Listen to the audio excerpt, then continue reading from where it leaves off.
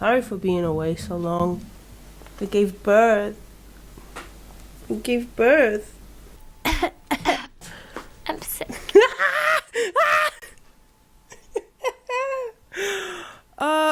I had prepared this video in hoping to finally...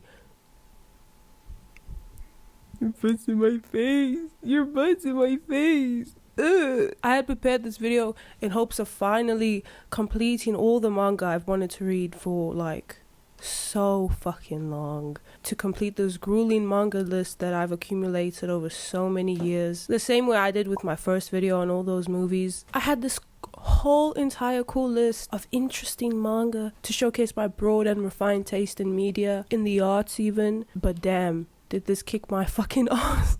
Turns out watching 20 plus movies is way fucking easier than reading.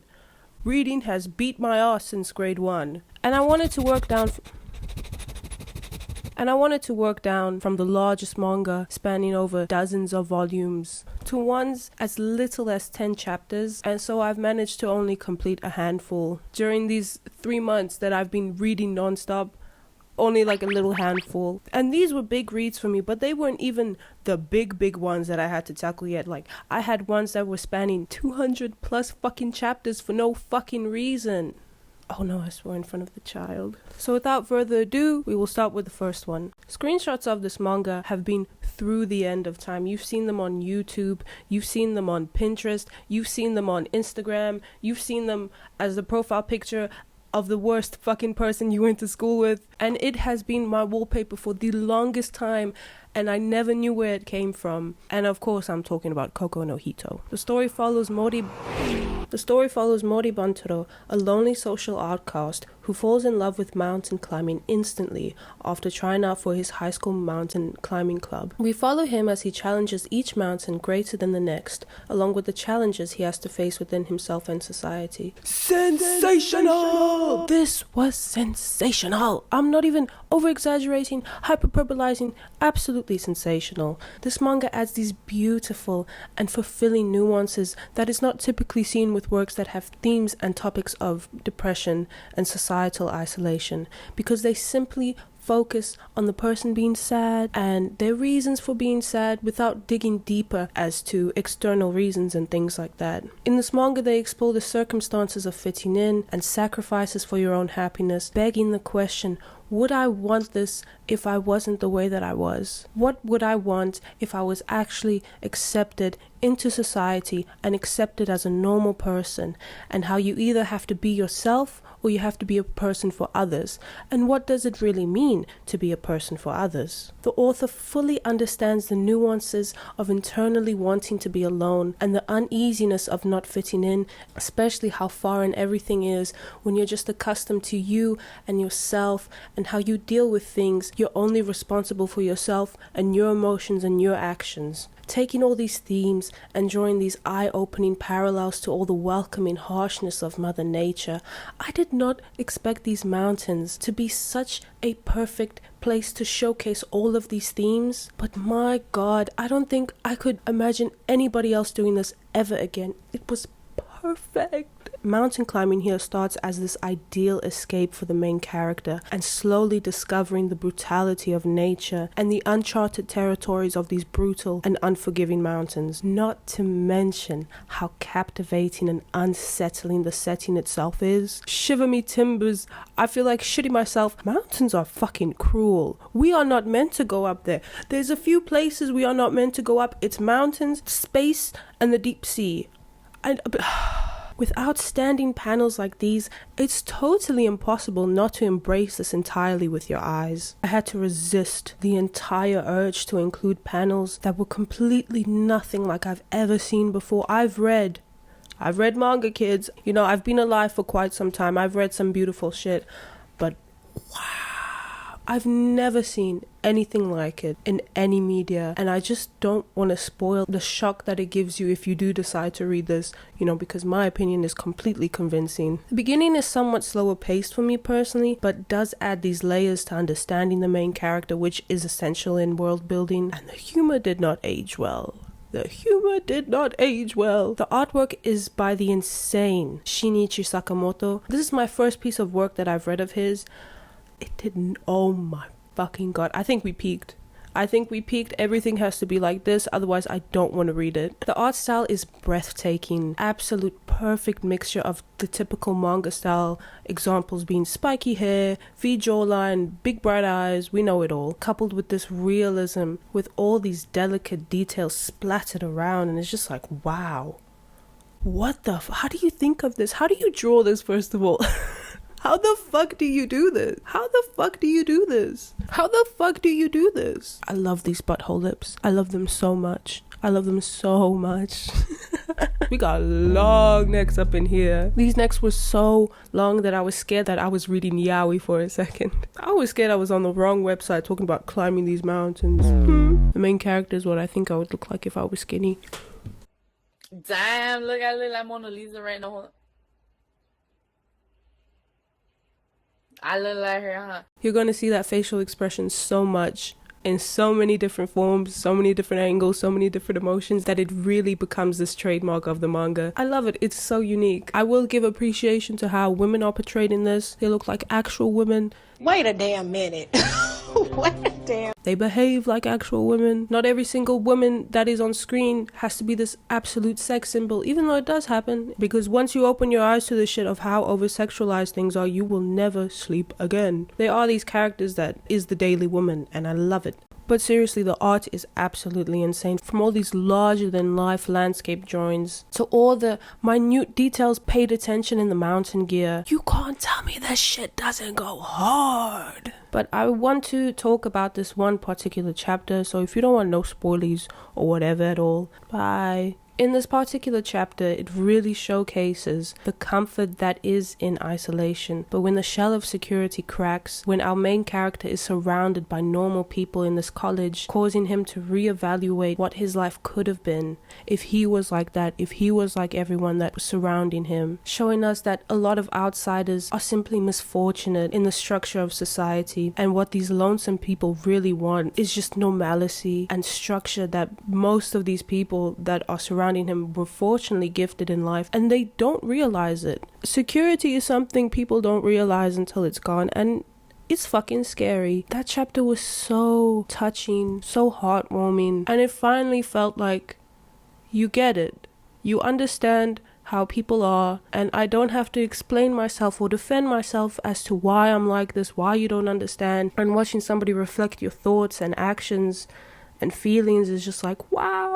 Which all of this kind of relates, because the author will leave these notes in every volume, these really thought-provoking or touching notes, and one of them said that he believes that no person has an entirely original experience in life. And from that chapter on, it really made me enjoy individual chapters rather than, oh, this is build-up, oh, this is a whole event that spans through so much. I enjoyed each individual chapter after that, particularly at times where they take away from the physical world and really delve into the consciousness of our main character, which makes it vastly more impressive of this author's abilities because of how short these chapters are. They're not insanely short like Chainsaw Man. Jesus Christ. These chapters are so dense visually, so thought-provoking, which is completely impressive. I have never felt more fulfilled after reading something ever in my life. This was perfect, and it was so inspirational to me, where it was like, oh god, I gotta fuck off somewhere in nature. I just gotta fuck off somewhere. I don't want to be around anyone. And that was the happiest decision I've made the whole summer. The entire summer. Next one on the list is Homunculus. I knew absolutely nothing about this except a singular image that kept circling me everywhere I go. I saw this one image and I was like, I'm gonna read you. Come here, let me read you. Nakoshi is a 37-year-old man living in his car by a homeless camp. One day, being extremely tight for money, he accepts an offer to be a test subject of trepanation.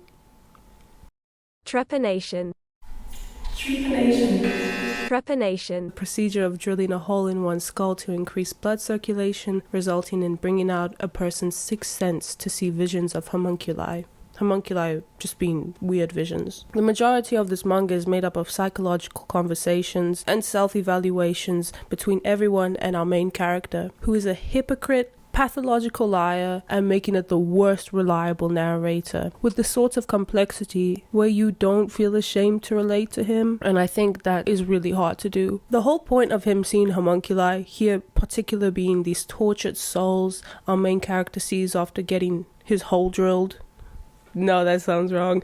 He gets a hole drilled. It gave me the initial impression it was going to take this more sci-fi adventurous turn where it's like, oh, we solved these people's trauma, now they're not haunted anymore, I don't see these visions anymore. And but that just so naturally detached itself from that formula and dove straight in first to this multi-layered, soul-aching, moral questioning journey that really opened my eyes in a way. Fucking see Jesus. It's Jesus! Say hello, Jesus! It opened my eyes where everything was left unexpectedly unique, from every stroke of the pen that made each panel to every single word being said by such properly fleshed out lovable characters, where it rarely falls flat and only gets better with each page. The art here is so expandable with its styles. It has jarring drawings which make it so hard not to look away, no matter how wrong it feels to look at. What the fuck? What the fuck? What the fuck is that? I've seen such simplistic choices have been made where it completely elevates the atmosphere and somehow makes it more intense, detaching all of the detail to such eclectic, time-consuming designs that I felt so guilty not to give my entire attention to what they deserved. I felt so guilty when I had to scroll past it and move to the next panel so the story could move on. I'm like, fuck, you probably spent a week on this. Now that I said everything good I could about this, I will shit on it. And it's something that I have not seen, like most people mention, which is just like, am I the problem? Am I the problem seeing the negative? I don't fucking care. Just to get serious here, I've never given a trigger warning on my channel before. If you are not comfortable with unconsensual intercourse, I totally understand. It was so hard to go through this. You can skip to here. Oh my fucking god. Oh, fuck. Early into the story, one of the side characters takes a romantic liking to a 17-year-old girl. A grown 22-year-old man takes a liking to a 17-year-old girl. I've heard this story before. But like, oh, it's Japan, they don't really care. And it's like, whatever, okay. But then, the main character, Nakushi, 34 by the way, decides to take it upon himself to force himself onto the 17-year-old girl, this little girl, for 3 chapters straight. And these chapters are fucking long. These are like proper book chapters.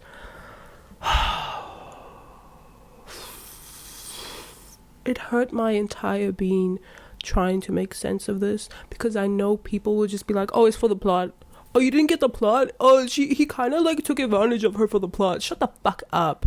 3 whole chapters, bruh. I don't need 3 whole chapters of straight it taking advantage of. It was such a disappointment to see this happen, because prior to that they were like into this deep conversation about science and these homunculi, and it's like, what does this really mean? And I'm getting invested, and I just think it made everything more worse. Like, I've read many a fucked up shit, and I promise you I'm not a prude. So just because I'm seeing fucked up shit, I'm be like, oh, fuck this. No, this is not goody. This is not good. I enjoy fucked up shit. But having to endure these 3 long chapters, fucking chapters dedicated to this shit, not a panel, not a page, oh my god. I don't have to say it. These descriptive chapters of this bullshit left an ache in my tummy. I felt like I was right there next to him, like I was watching it happen, and I couldn't do anything. All I could do was keep fucking reading and hoping it would fucking end. It's like I'm sitting there staring at them, having no power in my hand besides turning the page to keep reading more. And I'm gonna be honest, as a woman, this is one of my fucking worst fears come to life. You know, I've been in situations where I didn't want to be in, where I had to run for my life, and seeing this play out, oh my god, my personal worst nightmare. So thanks for showing me a step-by-step of how it happened. I do not care if it was for the sake of the plot. Oh, I'm sorry, I simply don't have the capacity to understand the complexity of a non-PC character. You don't have to do this.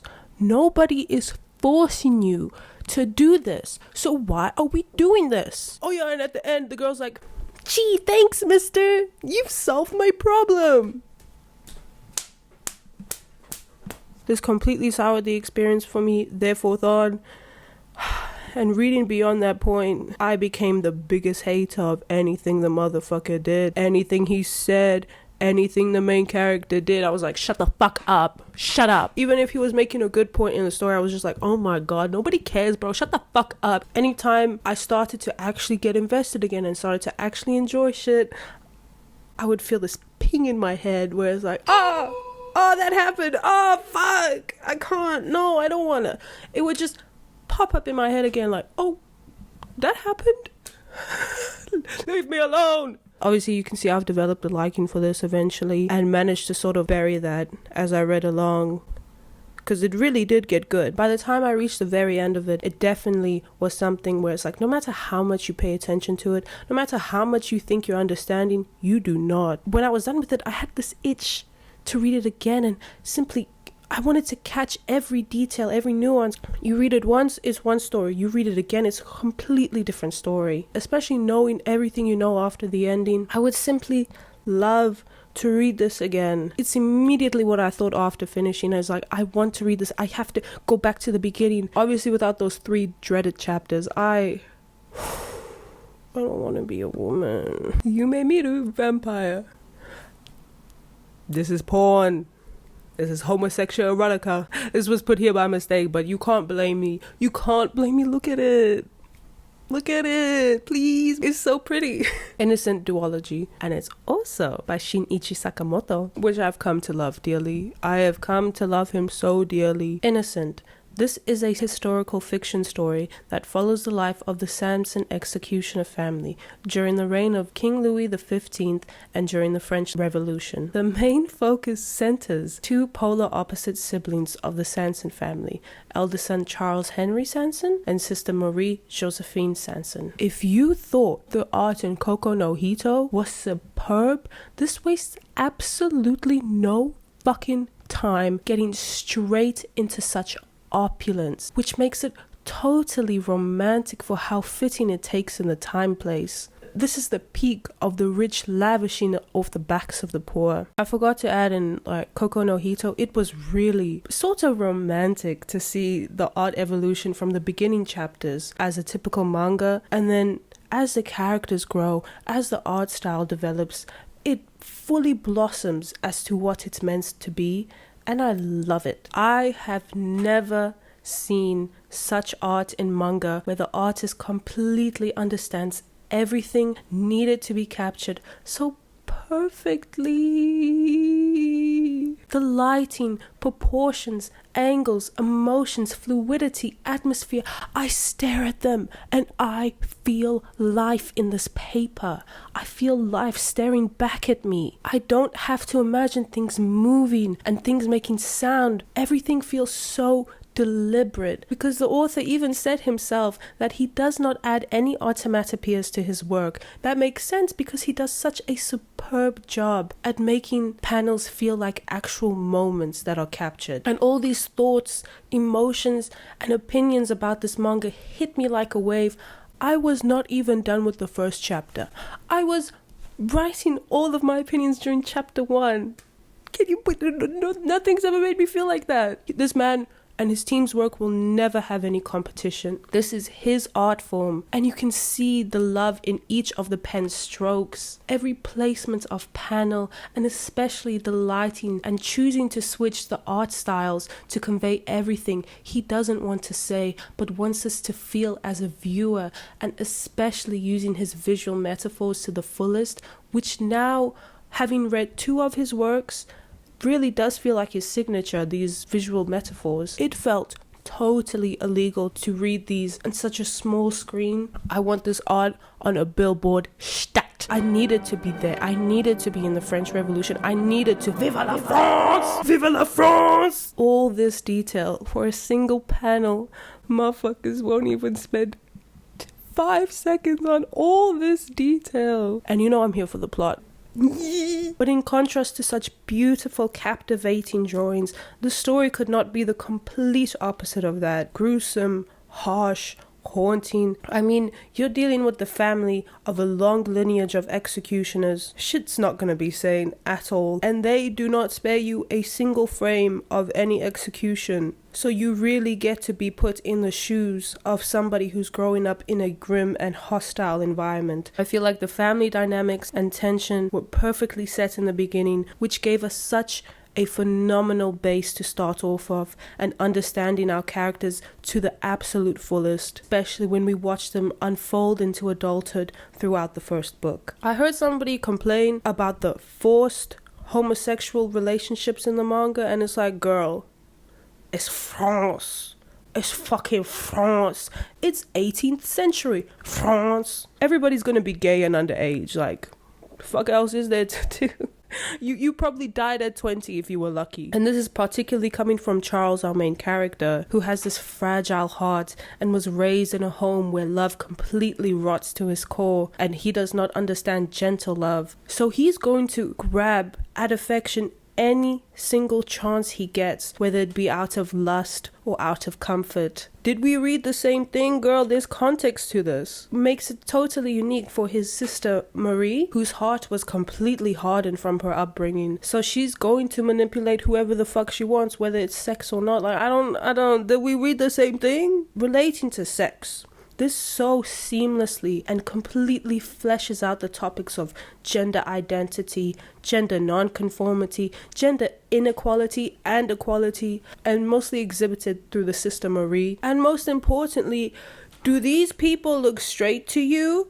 Are you complaining the homosexuals are acting like homosexuals? And I'm not gonna lie, some of the sex scenes are fucking sexy. I don't want to seem like a weirdo. I don't want to seem like a human being saying like this is hard, but especially the grim and dark sexual turns they take. Is like, you know, not every sex scene is hot, but they are like some particular pieces. I don't know if I can show that because this is like pretty fucking sexy. They're so fucking attractive. Like, damn, do you think anybody would hold back when these people walked in a room, Brad? Everybody is attractive, even the monks. And speaking about the face, Lord, does this have same face syndrome. As beautiful and as eclectic everything is, the same face syndrome is completely heavy. Where, like, in the beginning I understood, this is a family, you know, everybody's gonna have the same face to an extent. But when we are introduced to more characters that are not related to them, the only thing that's separating them is a few curls off the back of the head. Like, I'm not exaggerating it at all. Sometimes the only thing that will differentiate a character is, oh, maybe they got a little hime cut here, that's it. They look the exact same. Somebody will be introduced and I'm like, who are you? Who are you? Who are you? There was a time while reading this where I thought this dude straight up got slaughtered, and I'm over here like, no, don't. Just for me to turn the fucking page and realize they killed a random side character. They killed some random fucking soldier. And you're telling me that these are two different people? You're not telling me that, are you? Don't tell me that they are not two different people. I was crying over him when he got shot. And there's also an instant where two long-haired blonde people were fighting. And I'm just like, not even focused in the fight. I'm trying to tell apart who the fuck is who. Bro, even while reading this, I usually don't listen to music while reading, but you know I had to pull on that Malice Miser, bro. God,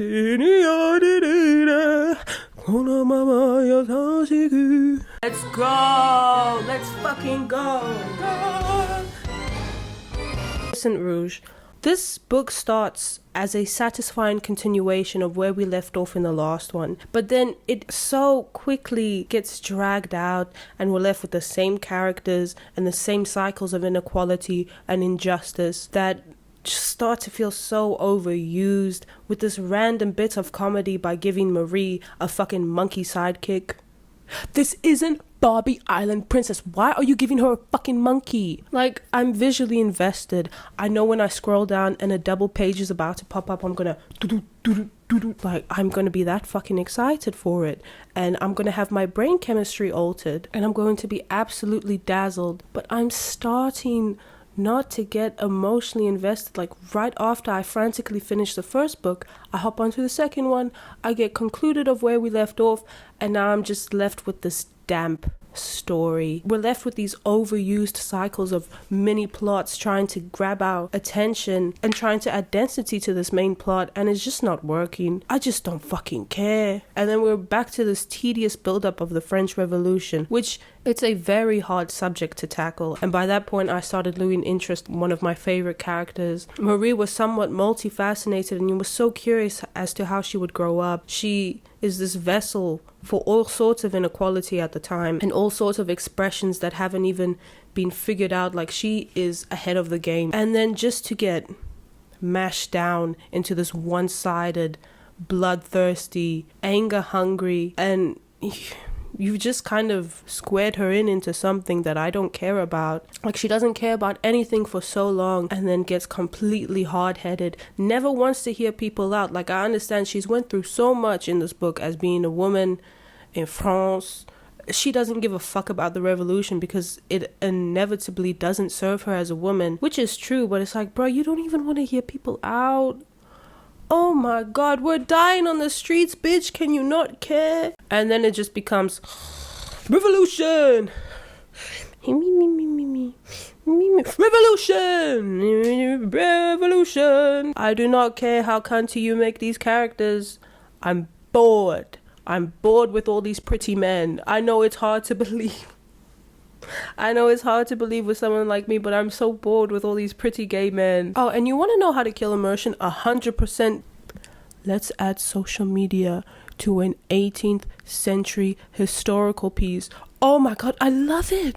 I love it so much. I love social media. Oh. I completely understand what the author was going for, but it does not make me hate it nonetheless. The author was trying to modernize Marie Antoinette's social life for a better understanding of how fake everyone was towards her and how fake her persona has to be portrayed through Twitter. I don't like it.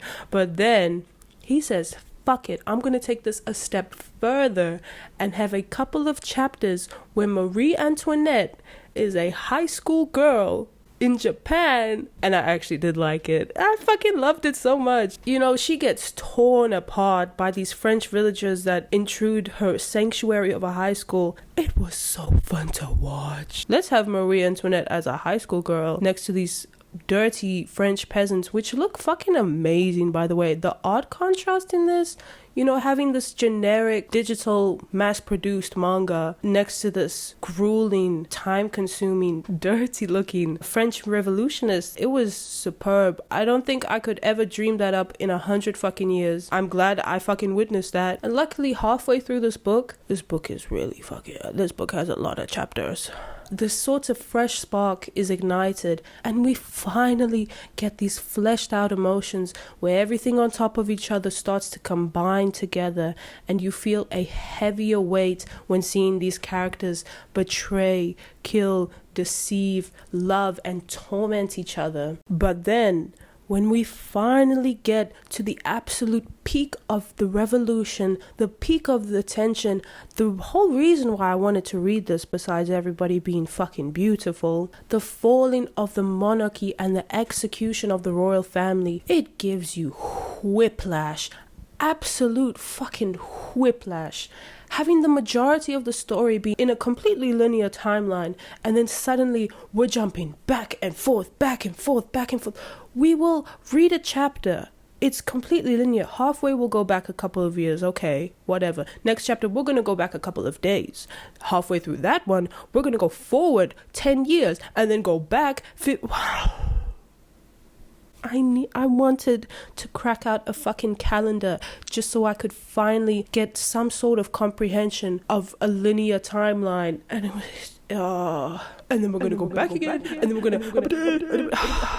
It really just crumbles all of the tension I was giddy in my seat for, and I was waiting to sink my fucking teeth into. It just crumbles into my fucking hand. I just have to piece it all together. It really pissed me off. But after all of that, I think I definitely started to enjoy Marie's character more when I saw her as a vessel. I didn't see her as a person, you know. This is a semi-fictional story. The family did exist, but Marie did not. She is this vessel for the ideas of freedom and equality and fluidity, opening your mind to ideas from her more modern, runway chic, ever-evolving styles to the ways of thinking that would widen and enrage the eyes and ears of everyone that listens. Her existence automatically challenges everyone that sees this equality as a threat, rather than a person that is just hard-headed and goes doing what they want and she cannot be tamed. But it's the idea of what she's made of that really intrigued me to her. She is the idea,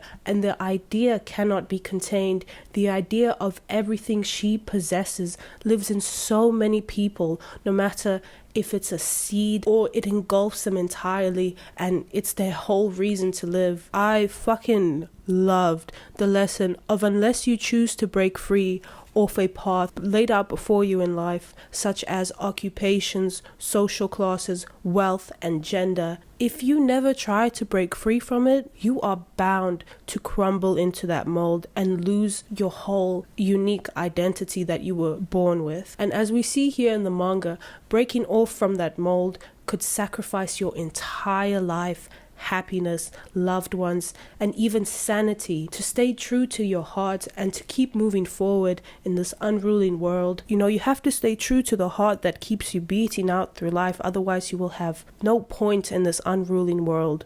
I think that lesson is totally weaved into every social class, and because everyone is inevitably bound to it, and that made me realize how surprisingly hidden it was in some of the social classes. And I'm specifically more talking about the first and second estates, aka people with money. You know, I didn't see it because they more so live in a lap of luxury, so it's like, why would you complain? But it will always be there in every single person unless you choose to break out of it. Yeah, I fucking love this. Besides how monotonous it got at times, or how outlandish or dramatic it is at times. It may not be everybody's cup of tea, but it really feels original and alive, with an ending that absolutely touched my soul. He did it again. This was phenomenal. Mushihime, a high school boy, helplessly falls in love with a mysterious human insect. With a mysterious insect. Fucking God! A mysterious insect human hybrid of a girl. I've been meaning to read this for so long. Major Tomi vibes in the beginning, which is a perfect base to jump off of. Like, besides how popular Tomi has been, I don't think I've seen any copycats of hers, or have tried to. I totally enjoy this more refreshing take on the horror insect. You know what? It's a bug. Insect. On this horror insect drama, which is widely common. This is paced really well, and it hits all the marks of a good atmosphere and good build-up. And it's not just like, a bug, oh, it's a deadly bug. Oh, guys, the bug is deadly. And when the insects are shown, it holds this weird, compelling, delicate beauty to them, where it's like, maybe you guys aren't so bad. Guys, look how pretty these are. But only in the beginning. And then later on, it takes this complete deep dive into this pure malice and vengefulness that these bugs possess. And the artist definitely delivered, showcasing that. I was invested. This is a quick read, but I thoroughly enjoyed this. I love this hasty, sketchy art style, which sort of induces this feeling of panic and uncertainty when you look at it. This manga is gross, but it is vastly intriguing. It's cringe at times, but I kept reading. Just who are you? Well, I guess I could tell you. I'm just a 21st century Van Helsing. Oh no, this bitch is chasing me around my fucking house. My hands are tied together. I'm locked in the bathroom. Where could my only salvation be? Luckily, I keep my fucking scissors next to my toothbrush like any normal person would. How convenient. And surprisingly, the grossest things weren't the dead bodies. It wasn't the melting faces, the nightmare-inducing mutations. Nuh-uh. Can you guess what it was? The incest! Not the insects, the incest!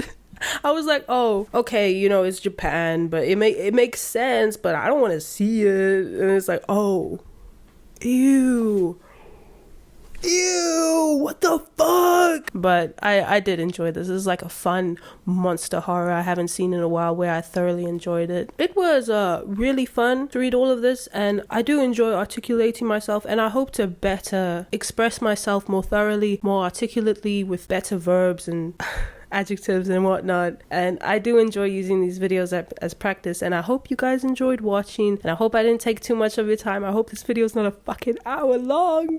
Please don't be an hour long. It's been a fucking minute since I've done this, and I'm sorry. I do enjoy this channel, teehee. And forgive my voice. I'm sick, and today's literally the only day I can film this, and excuse my fucking long hits. I don't know what to do with it anymore. Maybe I'll be bold in the next video, who knows. Thank you for watching, and maybe I'll see you next time. Bye.